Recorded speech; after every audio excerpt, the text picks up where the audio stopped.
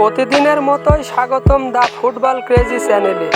আপনি যদি আমার চ্যানেলের নতুন দর্শক হয়ে থাকেন অবশ্যই চ্যানেলটি সাবস্ক্রাইব করে পাশে থাকবেন এবং চলুন ভিডিওটি শুরু করা যাক। ব্রাজিলের এই সময়ে সেরা তারকা ফুটবলার নেইমারকে নিয়ে বিস্ফোরক মন্তব্য করেছেন প্যারাগুয়ের নারী সাঁতারু লুয়ান অলস্কর। স্পেনের রাজধানী প্যারিসে চলমান অলিম্পিক গেমসে অংশ নিতে গিয়ে অভিযোগ করেন লুয়ান। গেমস ভিলেজের পরিবেশ নষ্ট করায় অভিযোগ লুয়ানকে দেশে ফেরত পাঠায় প্যারাগুয়ে।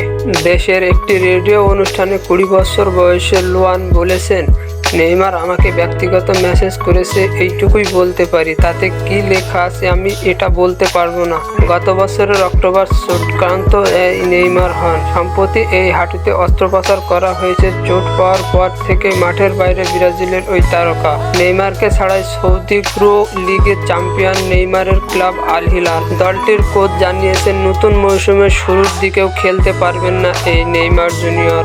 হ্যাঁ দর্শক, এই লুয়ান এর নেইমারকে নিয়ে এই কটূক্তিকর কারণ কি আপনারা যদি জানেন অবশ্যই কমেন্ট বক্সে জানাবেন।